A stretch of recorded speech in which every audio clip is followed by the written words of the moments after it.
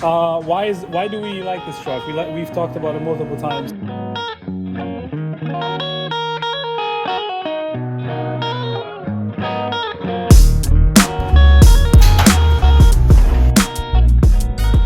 The best truck to enter the owner-operated world, right? Definitely.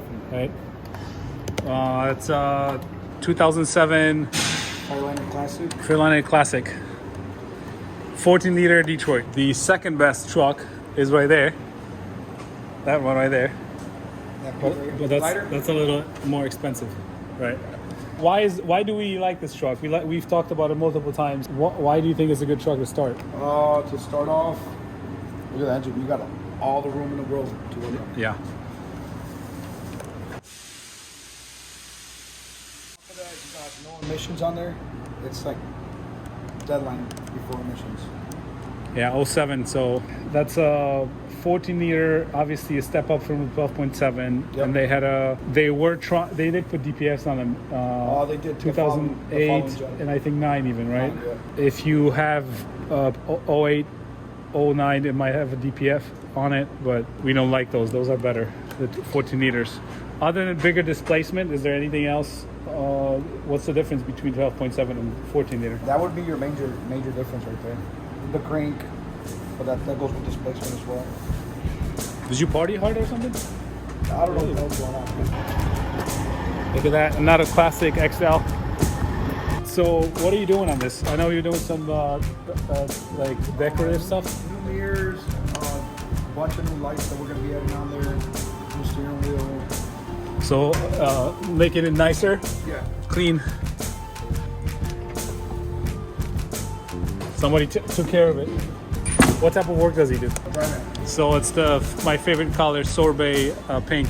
Yeah, but that's probably the best truck to start. I mean, you look at the shocks. See the cab shocks? They're not leaking, they're just rusted, but definitely. But what I was gonna say is I just talked to an owner that had to sell his emission trucks, and I was like, he was just picking my brain, and we just talked about, he sold it, and that's actually 2 owner ops that I hired that sold the trucks as drivers. I showed him this truck, and I told him, look, that's what you want to buy.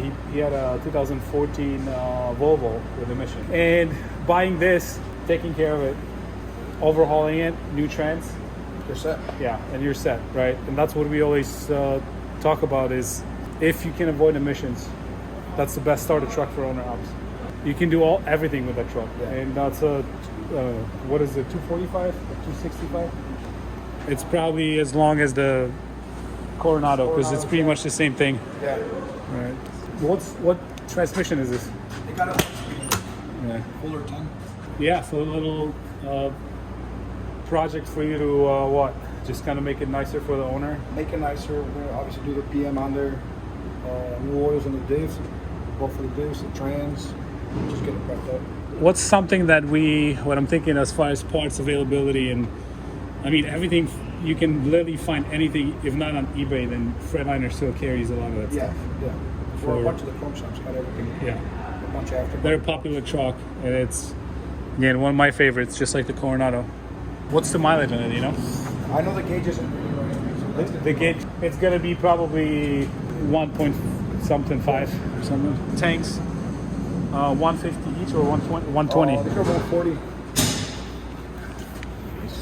Yeah, 140. 140 each. So yeah, that's massive. Those are super popular trucks in the early 2000s, and again, the Coronado is just a older cousin of that. Yeah. Newer cousin of this. Yeah, that's the best beginner truck if you can find one.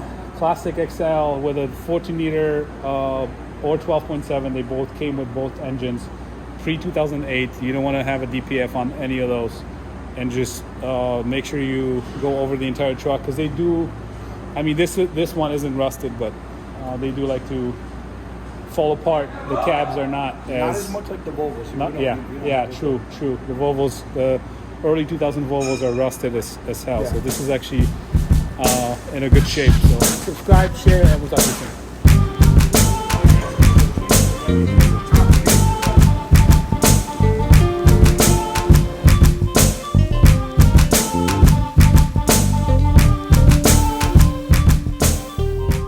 So I say what? Mercedes, stay away from it. that one. Right. Yeah, Not a good truck for an owner. First one. not the first one. Not the Mercedes. Not with the Mercedes engine.